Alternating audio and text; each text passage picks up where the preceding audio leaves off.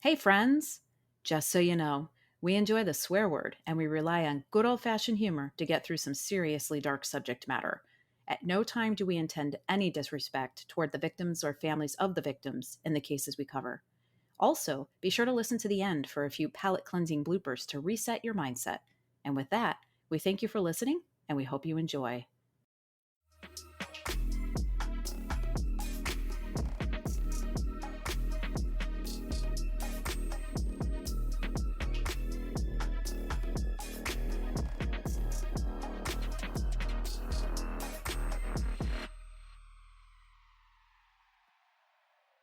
Hey there, friends! Welcome to Crime Will Tell. I'm Carrie. And I'm Jamie. Today's case is a tough one. Ugh. It it occurred in 1994, basically in our backyard, James. Oh, shit. And we're going to get a real close-up view of the absolute lowest level of depravity humans are capable of. Mm, Yeah. great. As I was putting this episode together, I started to have an internal conflict Mm, because, as I said, this happened in 1994. Well, 1994 was kind of an exciting, scary, liberating year for me because that was the year I had graduated high school. That summer was both super fun. I remember fucking freedom, and I was an adult technically, legally, right. but it was also scary because I was headed off to college. I was going to be on my own, responsible for myself fully Yeah. for the first time ever. I was on the brink of the rest of my life.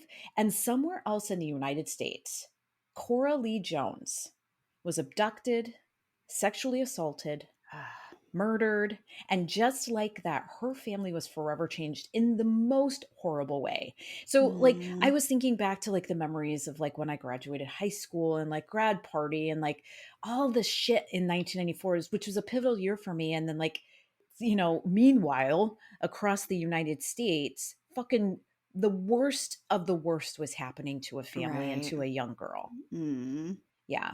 I was researching local cases because, as you and I we much prefer to do the more obscure.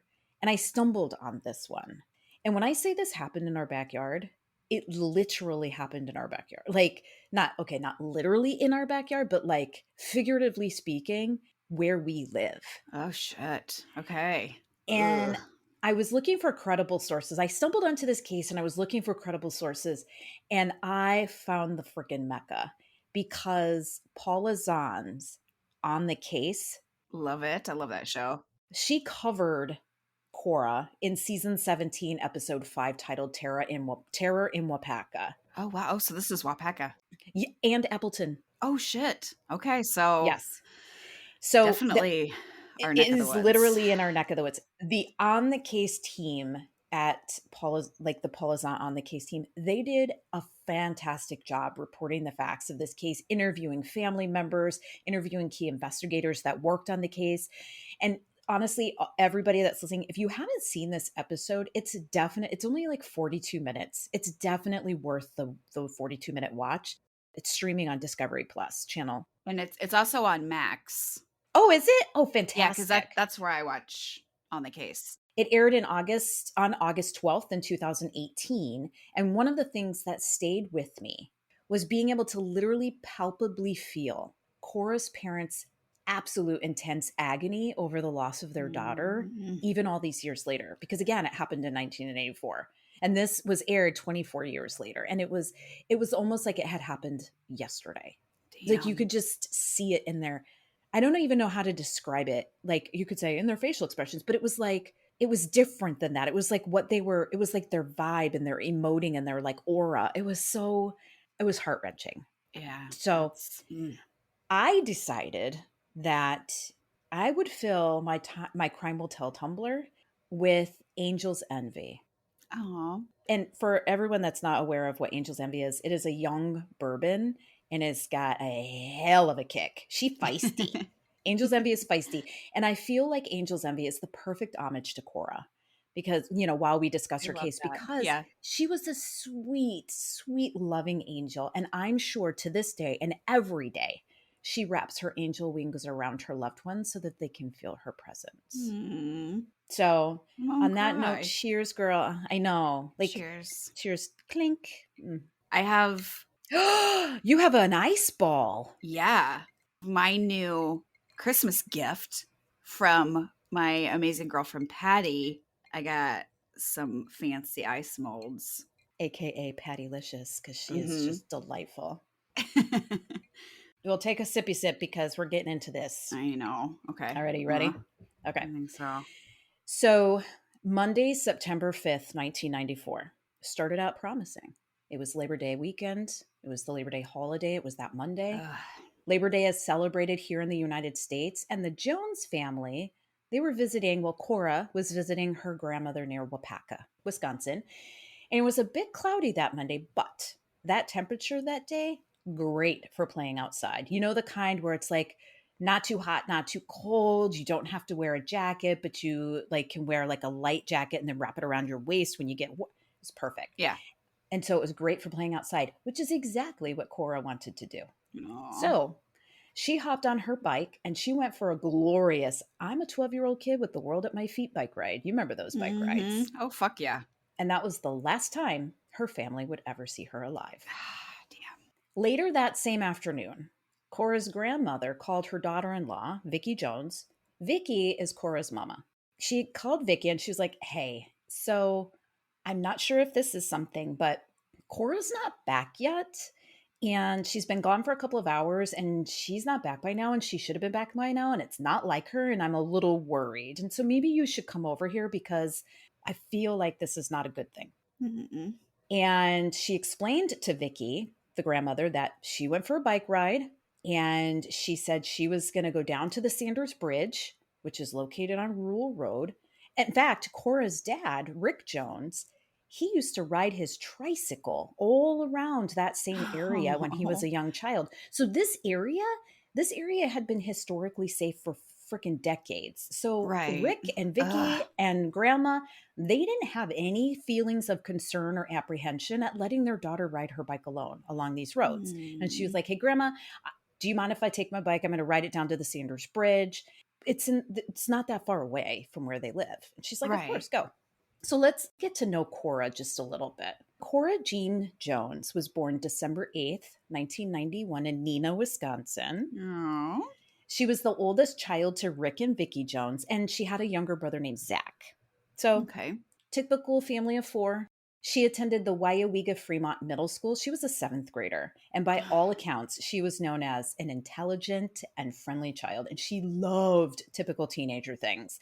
She loved talking on the phone. She loved hanging out with her friends, listening to music. Do you remember those days? Oh, Like, hell yeah. and she, in school, she was involved in music classes and she played the French horn, which I thought was really fucking cool because I was also in music classes. And I will tell you that the French horn was kind of like the redheaded stepchild. Apologies to any redheaded stepchildren out there. But like nobody wanted to play it because you had to have upper body strength to hold it up. It's not big as a tuba, but you still had to like hold it up. Oh, for sure. Can I just say, just real quick, that I was her age at this time? I was 12 in 1994. No shit. So this is like, Ooh, so this is hitting you in a different I way. was probably doing similar things Yes, you absolutely were. that same damn day. Were you in the Girl Scouts? I was a brownie for like 1 year, but I didn't make it to Girl Scouts because I was Well, bored. Cora was a very proud Girl Scout. Aw. And she was frequently involved in church activities with her family. So she was a very well-rounded child, but she also regularly volunteered alongside her mama Vicky at a local healthcare center. Oh, I I mean, love this girl is that. 12 and she regularly volunteered her time with her mom. She had talked of becoming a kidney specialist when she was older. Basically, she was the type of daughter that any parent would be proud to raise, one who had a very bright future, very promising future ahead of her. Yeah, and obviously just a heart of gold. Yeah, I mean, she was, and I'll talk about it a little bit later, but she wanted everybody to be happy. She just wanted peace and love, you know what I mean? Yeah. So, when the inkling of something terribly wrong caused Cora's grandmother to call Vicky, the family quickly banded together and they all got to grandmother's house and then they started searching for Cora. So, they split up and they searched different roads, they searched different places where they thought she might be, and they were desperately holding out hope that she just simply lost track of time because this was not like her. One family member participating in the search was Cora's cousin, Mary Jones.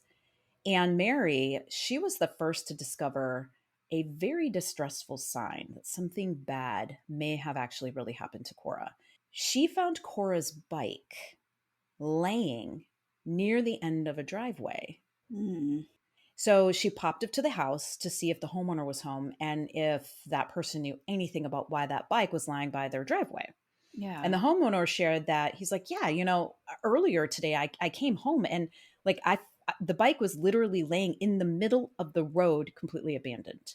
So I Mm, stopped my truck, I got out and I moved the bike to the end of to the near the bottom of my driveway because I figured something happened and I just didn't want the bike to get hit by a car to cause an accident and also so that the person that owns the bike could come back and get it. right. Ugh. And Mary was like, fuck. Well, she was young at the time, so she probably wasn't thinking fuck, but maybe she was thinking fuck. Yeah. Shooey. She was like, "Oh god, there's no way this is not a sign of something terrible." So she Mm. raced back to her and Cora's grandmother's house and she shared what she had learned. With this information, the family called the Wapaki County, the Wapaki County, the Wapaka County Sheriff's Office, and they reported Cora missing. Detective Al Krager was assigned to the case, and his instincts told him, "Ugh, this could very likely be a really challenging case to bring to resolution." Because given that her bike was literally lying in the middle of Sanders Road, Cora had clearly been abruptly taken by somebody, possibly a stranger. And Right. Krieger knew stranger abduction cases were notoriously like among the most difficult types of cases to solve Oh, because yeah. stranger on stranger, like there's no way to connect, right? Mhm. And especially when there's no evidence at the scene. It's just a bike laying in the middle of the road and that's it. Right. Yeah. The good news, Damn. though, was the sheriff's office took action straight away and they began leading search efforts to locate Cora. So they didn't pull this, you have to She wait ran 24 hours. away. Yeah. Yeah. Good.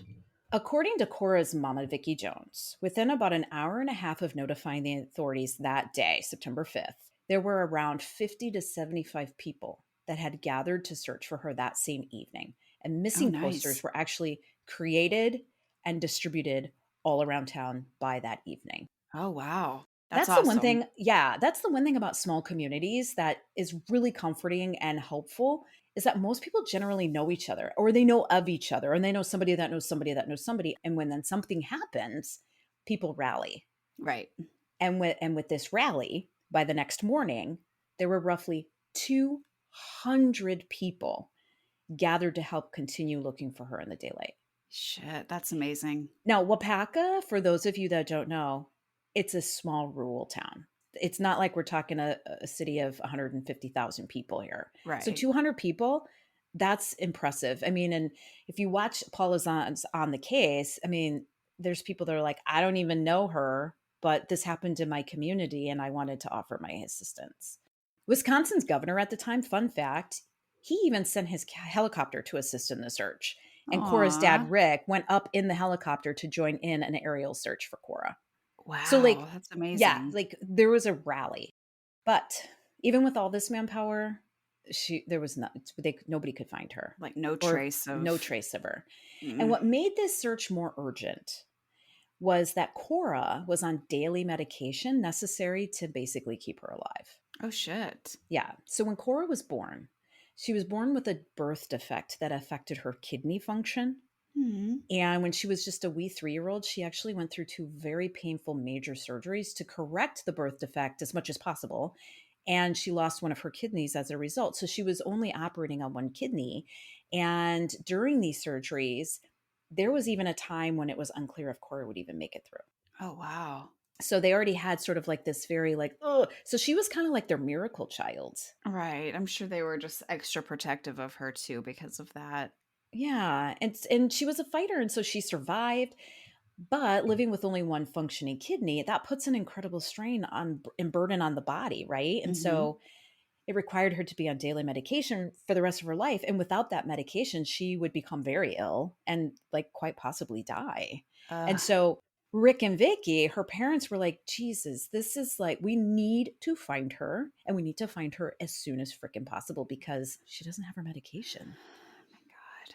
So this sense of urgency that spurred Rick and Vicky to do everything they could to find her as soon as possible made them like work with the local media to get on the air to make heartfelt pleas for Cora's safe return. They did basically everything they could think of to bring as much attention to this case in hopes that somehow some way they would find her safe, Right. alive and soon. Mm. Meanwhile, authorities were also searching everywhere. I mean, they did dragnets basically. They searched all surrounding areas of Sanders Bridge. They searched the river that flowed under the bridge. They searched the adjacent farm fields.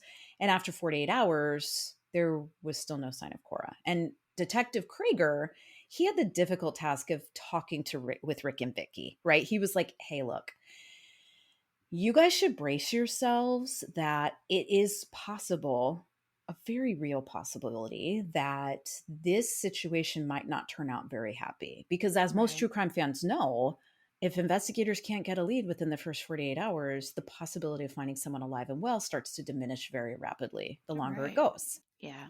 And Wapaka County is small. It's a small, rural type of community where most everybody knows everybody. So this was a gigantic fucking case for the area. And if it really affected so many people because it wasn't just the family and like close friends.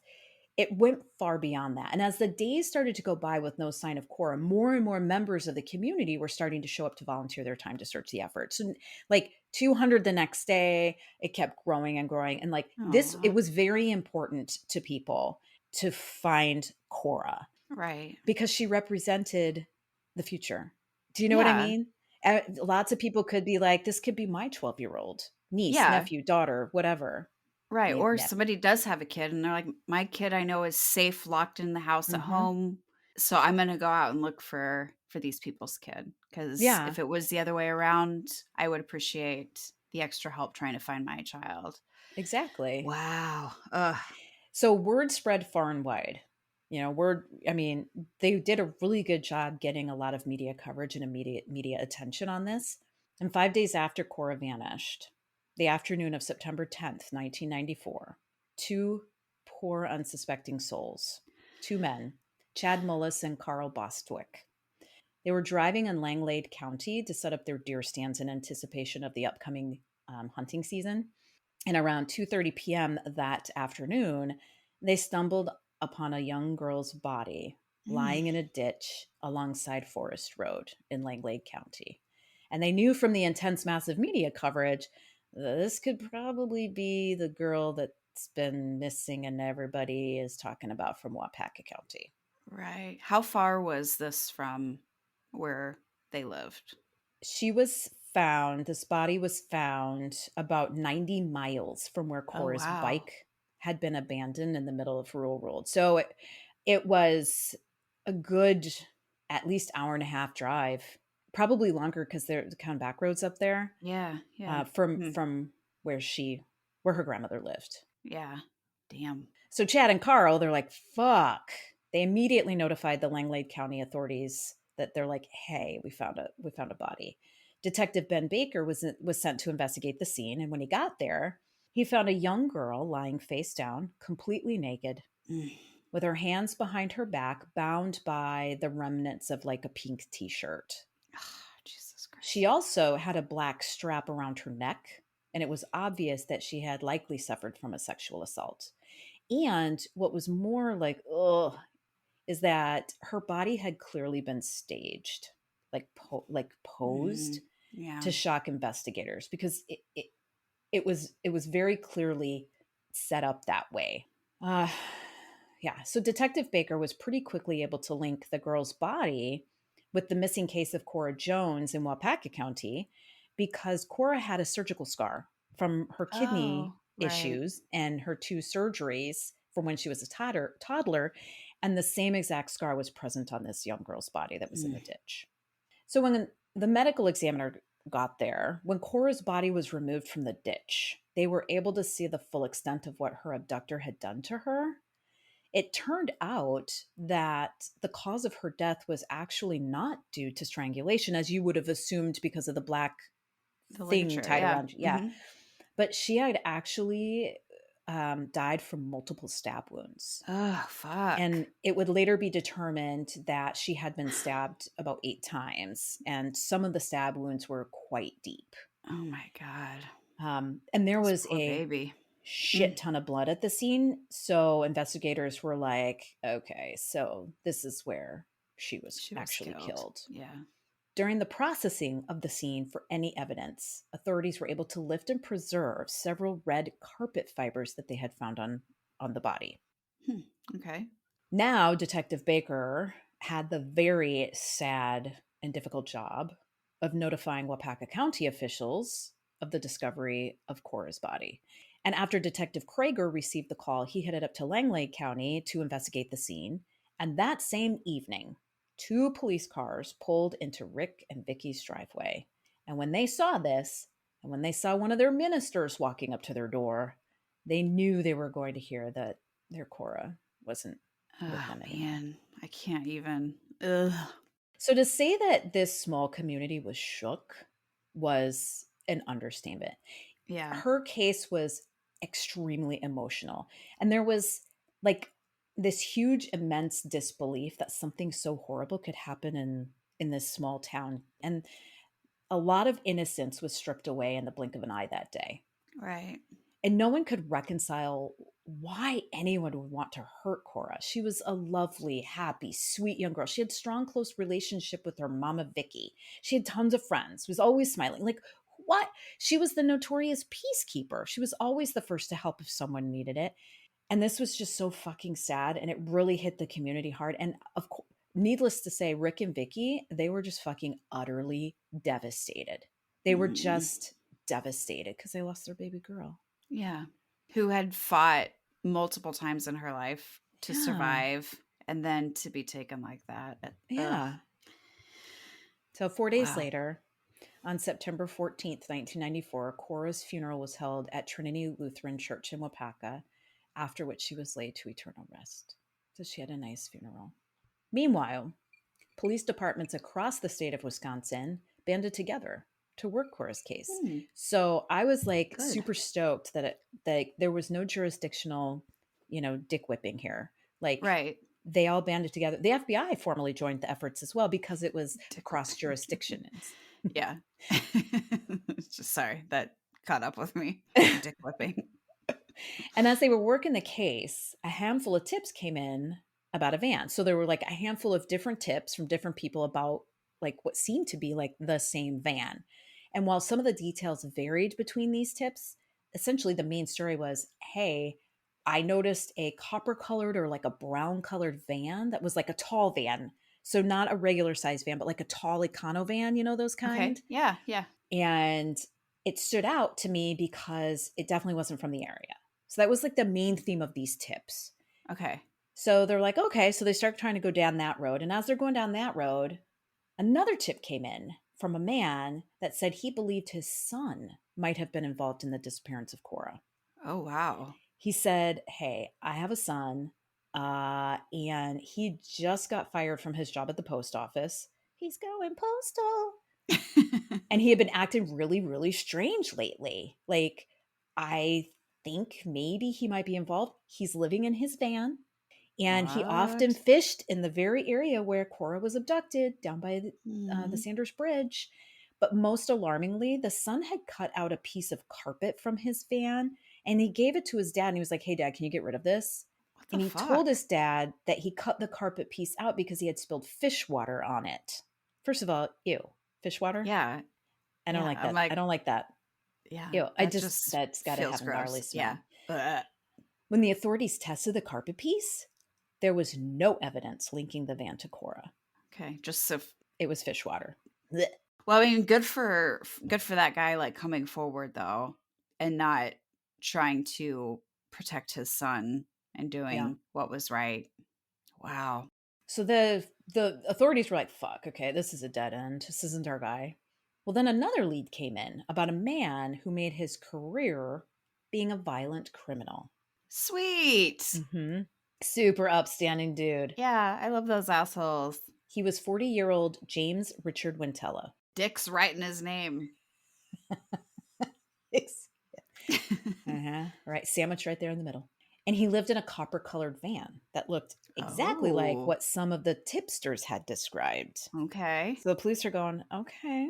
And he was staying at a campground that was located about 15 miles from where Cora's body had been found in Langlade County. So Okay. we've got proximity. And on his rap sheet, he had spent time in prison for rape of a minor. Oh, fuck. So authorities are like, "Ooh, let's go question Wintella." And when they did, he was fucking pissed that they would even think that he had something to do with this. All right. Fuck off, Wintella. Yeah, he was like, "Look, I have never been to Wapaka. I couldn't have possibly had anything to do with that murder because I've never been to Wapaka." Okay, the authorities say, "Well, where were you?" Well, uh, basically, he wasn't able to provide a valid alibi. And as the questioning continued, it grew more intense. It was getting heated. And then Wentella fucked up and he tripped over himself. And he was like, well, I've never been to Wapaka or whatever. Well, he made an offhanded comment that the roads in Wapaka were narrow. Oh, And way to go. authorities were like, well, how do you know what the roads are like in Wapaka if you've never been to Wapaka? Yeah. So then Wentella started becoming emotional during the interrogation and he started expressing concern for how Cora's murderer would be treated by police. And at this point, authorities were like, well, fuck yeah, this has got to be Cora's killer. And they doubled down on finding the physical evidence to link him to Cora. So they got search warrants. They got search warrants for his home, for his van, and they worked their asses off to find any shred of evidence, any way to link Cora, scoping out them was there red carpet anywhere? Like, is there a knife? What do we have? Right. Yeah. They have absolutely nothing. Oh, shit. Not one thread of evidence that connected Wentella to Cora's murder, and investigators were forced to let him go and like just keep on looking. Mm, And what was interesting, just this is a side note, when I was looking into James Wintella, because I was like, who the fuck is this guy? I want to know what his whole deal. I actually found out that he passed away about just shy of like 2 years after this in July of really? 1996. Yeah. So he was I couldn't young. figure out, I wasn't able to discover like what he passed away from, but yeah, he passed away a couple of years later. Wow. Anyway, so investigators went back to square one and they were like, okay, let's start over. Let's go back to the abduction scene in Wapaka County. Let's start from scratch. Let's turn over every single stone, even if we've already turned it over, so that we can find a way to either link Wintella to Cora's murder or find out who really killed her. Right. And in doing so, police learned of a 24-year-old woman who had almost been abducted over the July 4th weekend. She had been riding her bike when a man had stopped her and asked for directions. She was like, "Hey, man, I'm not from this area. Can't help you. Sorry." And she Yeah. continued riding on. And the man then hit her from behind with his car, knocked her Holy off her bike into shit. a ditch on the side of the road. And while she was on the ground trying to get her senses about her, the driver got out of his car, pointed a gun at her, and told her to get into his fucking car. And she Fuck. was like, "Fuck you. I am not getting in your car." Yeah. And at just that moment, another car drove by. And the roads in Wapaka, I mean, it's not like you're going to go 50 miles an hour down a rural road, right? Yeah. And they're narrow. Yeah.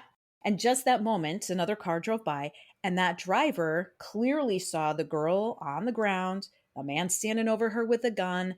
They all, like, everybody made eye contact, and the driver's like, "I see you, you see me, I'm just gonna keep on going."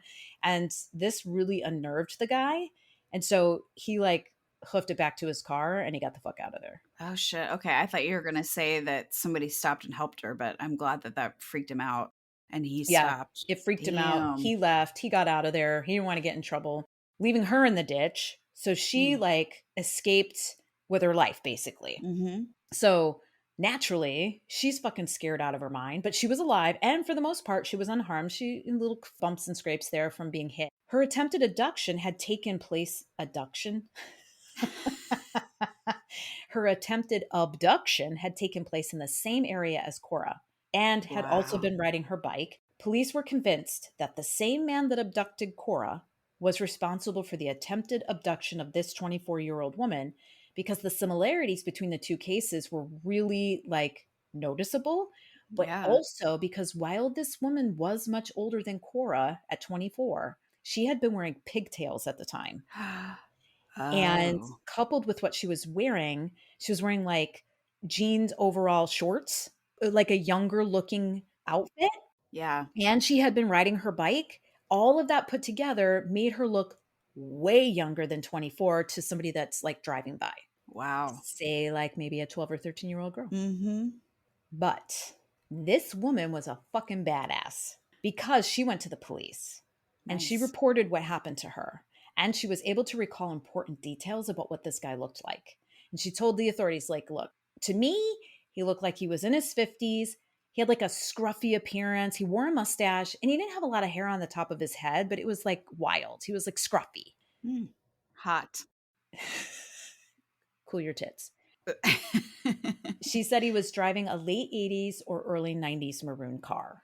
Very different from a copper colored van, right? But Yeah. a late 80s or early 90s maroon car. And with the details she recalled, she was actually able to help build a composite sketch of the guy that tried to abduct her.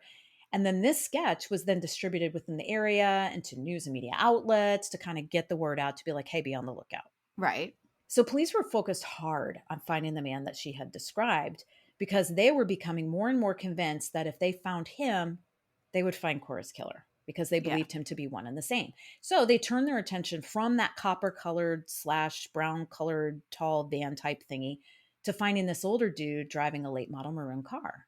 Meanwhile, in Appleton, Wisconsin, which is about a 35-minute drive from Wapaka, depending on where you are in Wapaka and where you are in Appleton. It's about a half Yeah. hour away. So they're very close to each other. Authorities were hard at work on their own investigation on a crime spree that had been taking place in the Appleton area. When the threads the investigators on Cora's case were pulling on started to lead them toward a specific person, they learned that this person was also the main suspect in this Appleton case. Oh shit. So there were several, because there were several similarities between the two cases, and it was really leading authorities to believe that maybe both jurisdictions were now chasing the same guy. Wow. Okay. Now, the Appleton police had been working a case that involved a string of sexual assaults and robberies. Hmm. What caught everyone's attention, though, is that the victims in the Appleton case described a very similar scruffy looking older man as the perpetrator, and witnesses described seeing an older model maroon car in the area at the same time as the assaults occurred. Oh shit.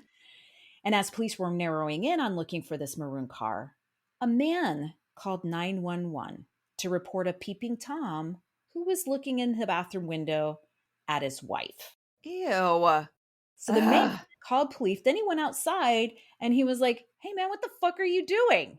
And confronted the peeping Tom guy.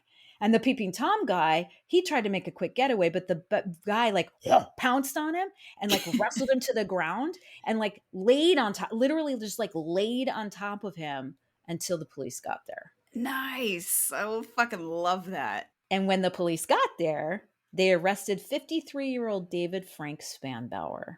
Whoa. And as they were working through Spanbauer's arrest and booking, they also realized that he was driving a late model maroon car. What? Shocker. So they're like, okay, who is this guy? So they pulled up his criminal history and they were like, holy fucking shit. He had the longest rap sheet going back decades. According to a Ripon Press article, so Ripon Mm. is a town that's in Wisconsin and it's like maybe an hour away from Appleton. So, in a Ripon Press article dated December 28th, 2014, on January 12th, 1960, Spanbauer broke into a home in Green Bay, Wisconsin after pulling a peeping Tom move at a young 16-year-old who was playing the piano and minding her own fucking business. Oh my god. She was at her aunt and uncle's house at the time, babysitting her cousins, and she was Mhm. playing the piano for them. Spanbauer pointed a gun at the girl and forced her to take him to a bedroom where he tied her to the bed, roughly removed her clothes, basically tore them off of her, and violently raped her. Oh my god. At that moment, Her uncle had returned to the house and found Spanbauer in his home. So what did Spanbauer do? He raised his gun and he shot the uncle directly in the fucking face. Yes. And then he got Whoa. away. He got away. And he died. The uncle died? I don't think the uncle Or, died.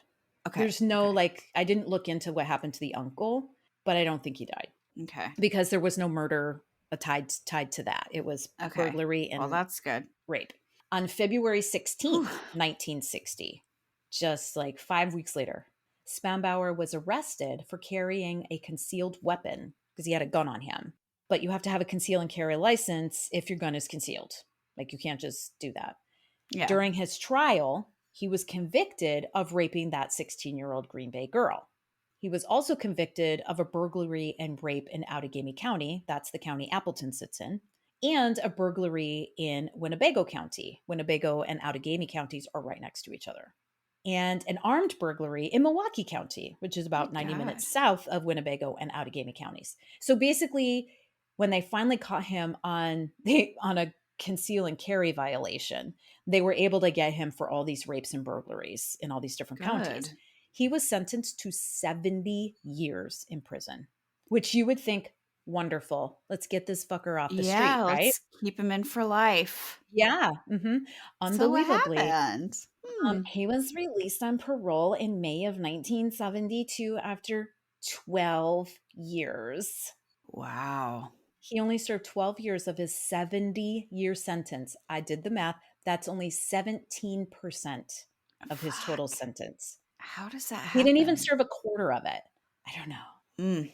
So, of course, he was like, oh, maybe they want me to just be a total nuisance to society Yeah, and a they just want me to monster. continue all the dumb shit that I was doing before and continue to be a fucking monster. Ah, hmm So that's cool. exactly what he did. And 3 months later, after being paroled, on August 11th, 1972, he raped a 17-year-old girl in the Madison, Wisconsin area, like 2.5 hours from Appleton. He was arrested, convicted, and sentenced to 12 years in prison for that rape. 12 years. His 12-year sentence was to run concurrent with his original sentence of 70 years. And I was like, why did he only get 12 years, especially considering his previous conviction and Yeah, sentence of no 70 shit. years? In one source, I found that the judge that presided over this case, Judge Richard Bardwell, had reasoned that the rape was, quote, much more mild than Spanbauer's previous rape, the one where he tied the victim down spread eagle, raped her at knife point, and then blasted another man in the face with a handgun. Therefore, Judge Bardwell figured Spanbauer has moved from being a, quote, very dangerous sex offender to now merely, quote, just dangerous. So there has been some improvement. Judge Bardwell was also quoted as saying, quote, the girl was in effect asking for it. Are you fucking kidding me? So he's less violently raping women, so it's okay. Like, eventually he'll be just fucking a councilman? I don't know. Like, what are we expecting out of this fucking turd? Mm-hmm. That is disgusting. Yeah. Wow. Ugh. So Spanbauer did serve that 12 years. And Good. then he served another 6.5 years of the original 70-year sentence because the 12 Okay. years was to run concurrent with the 70-year sentence. So as soon as he was done with the 12 years, he was to just continue on with the 70-year. And you would think, okay, now finally this guy's going to be in prison for the rest of his life. Yeah. No, no, Mm. no. On January 29th, 1991, so only 18 and a half years later after that second conviction, he was paroled again. And this time, he was able to control himself for almost 18 whole months. Way to go, buddy. And on August 23rd, 1992, when he saw 10-year-old Ronelle Sue Eichstead riding her bike near her home in Ripon, Wisconsin, he just couldn't help himself. He's a fucking disgusting dirge of society. Yeah. It makes me sick to my stomach. This guy is just, oh, How many chances do these fuckers get? Do yeah. we really think that he's not going to keep doing it? Like, come on. And if you look at him, he looks like fucking Adolf Hitler. Uh. He's got like that kind of he's just disgusting. Mm. So he forced little Ronnie, who was just a fourth grader, she was 10 years old, Mm. into his car where he sexually assaulted her, then he killed her, and then he dumped her body in a remote farm field in Iowa County in southwestern Wisconsin. Oh my God. 2 years later, on July 3rd, 1994, Spanbauer attempted to abduct that 24-year-old woman that I told you about, who was the Yeah. badass, who would go on to provide enough detail to put together a composite sketch that would help bring Spanbauer to justice eventually. 6 days later, on July 9th, 1994, Spanbauer murdered 21-year-old Trudy Jeschke in her North Appleton home after she came home and surprised him during an attempted burglary. Ah, shit. After abducting, raping, and killing Cora on September 5th, 1994, Spanbauer went on to burglarize a home in Appleton on October 20th, 1994, and raped a 15-year-old girl that lived there. Oh my God. Then, on November 5th, 1994, he burglarized another Appleton home where he raped a 31-year-old woman. Jesus. It was on November 14th, 1994, when Spanbauer was peeping into that bathroom of the Green Bay home at the female homeowner, when the male Mhm. homeowner confronted him and then like tackled him and laid on Yeah, top of like, him. fucking bear hugged him to the ground. Yep, that's when his reign was over and police took him into custody and they kind of started Good. to tie the pieces together. Wow. While Appleton police were convinced that they had finally caught the person responsible for the string of sexual assaults and robberies that had been occurring, the district attorney also contacted Detective Ben Baker in Langlade County to see if perhaps maybe Spanbauer was also responsible for the Cora Jones murder. Baker received a fax. Remember fax? Yes, I sure do.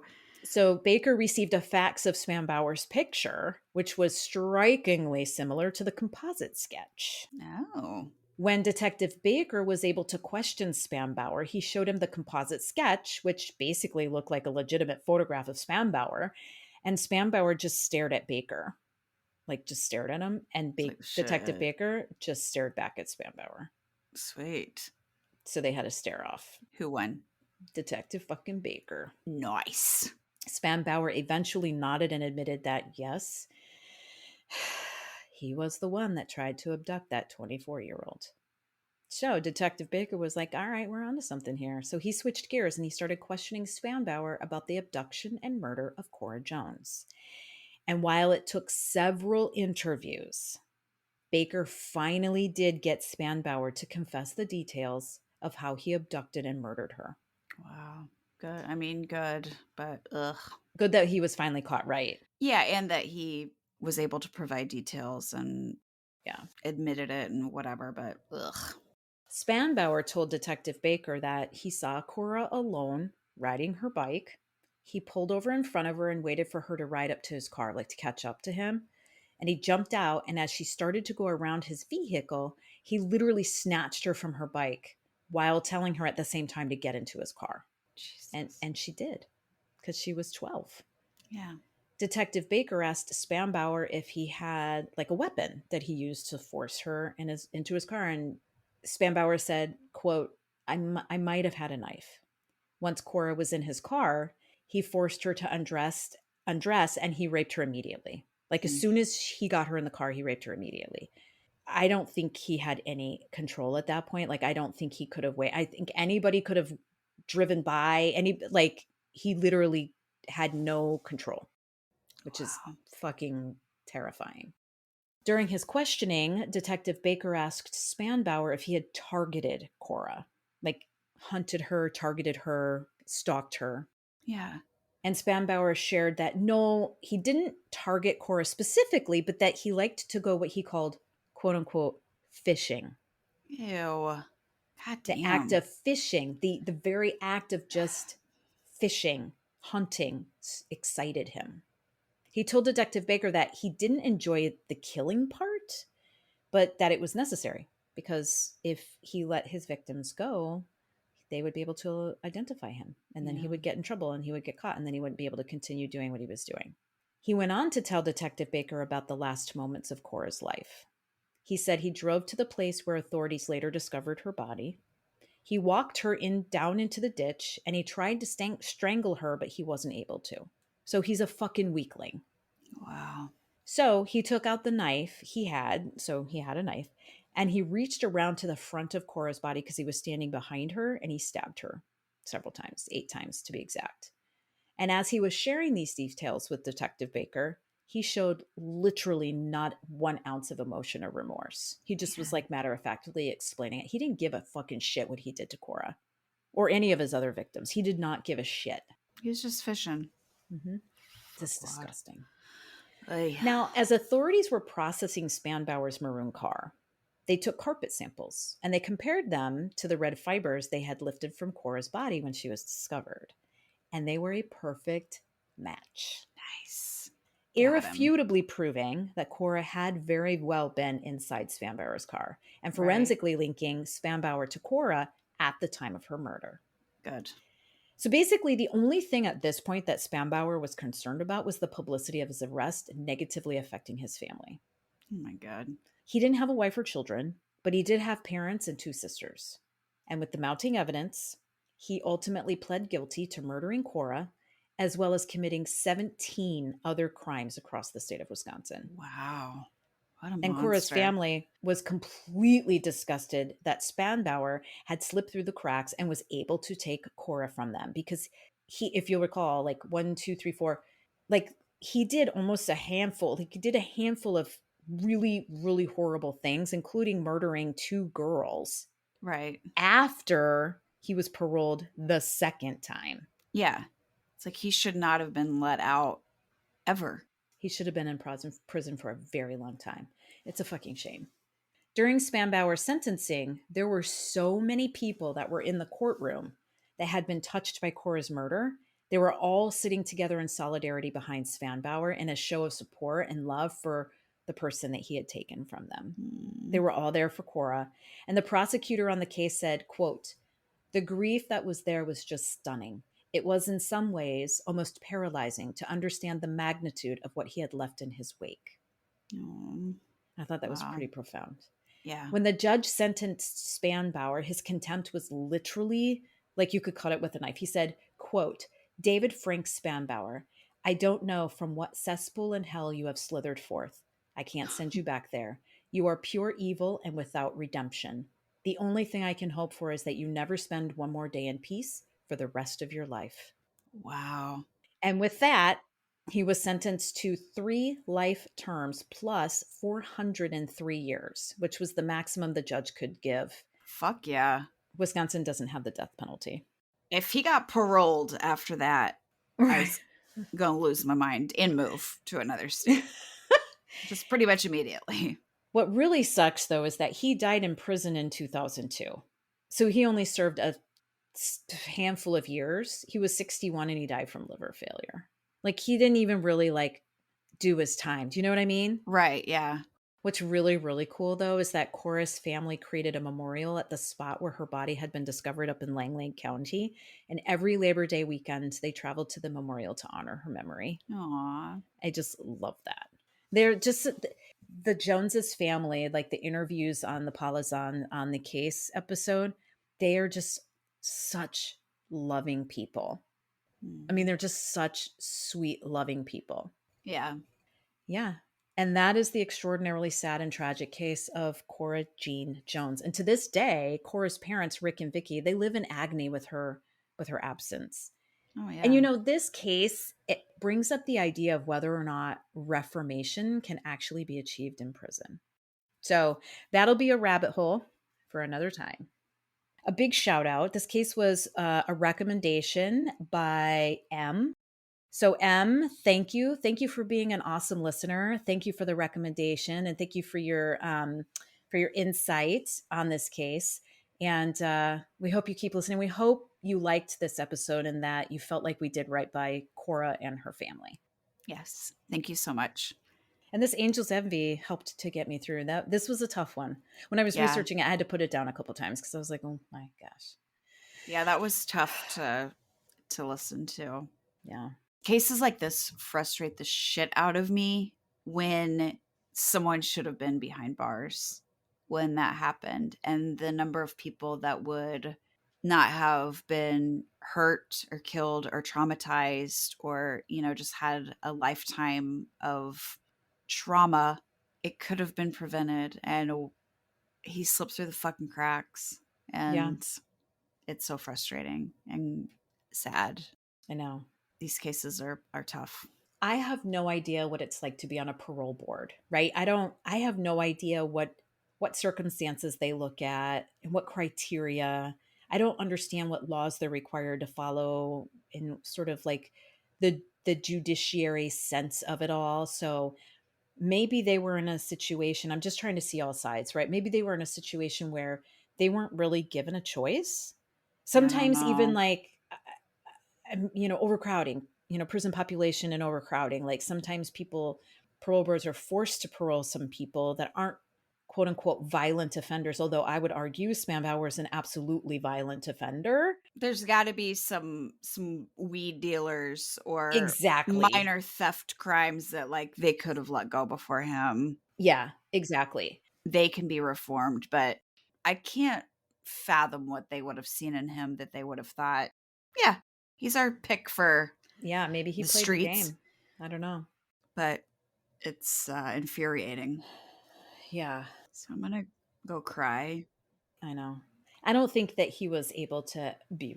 I just don't think there was any not opportunity, but any chance of reformation with him. Regardless, I Mm-mm. just don't. He had 2 opportunities. And he just couldn't wait to get out. And I will tell you, January 12th, 1960 was the start of his rap sheet, but there were 3 or 4 incidents prior to that that he admitted to that he didn't get caught for. Wow. So he was doing shit since he was 16 years old. And I'm glad he is no longer able to hurt anybody else. Yeah. Yeah. So Amen. thank you, everybody, for listening. And we hope that you come back for the next episode. And as always, please check us out on Facebook and Instagram. Rate, review, subscribe wherever you get your podcasts. Yeah. And if you have any case suggestions or good bourbons to try or just anything at all, please send an email to crimehotelpod@gmail.com. Mm-hmm. We would love to hear from you. And we appreciate your support. Very much. Like a lot. Like so much. Like so big. Oh, Jamie, before we go, I want to do a quick Brothers Babble. Oh, yes. Okay. I love Okay. these. And so Brother was struck down by the street ninja, aka COVID, Okay. and he got it real bad. So Uh, he finally got caught up, and he responded to the Robert Hansen parts 1 and 2 episode, uh-huh. and he said, "How many damn exotic dancers are in Anchorage?" That's what he got out of parts 1 and 2. I mean, hey, And thanks he was for like, listening. "Oh, I'm sorry, I missed this one." He goes, "And what is he doing with like no education and he has a plane?" Which I agree with, like, Yeah, how do you swing that? yeah. That's funny. Thanks, brother. Yeah. On that note, goodbye, Jamie. Goodbye, Carrie. I love you so hard. Mhm. Like the hardest.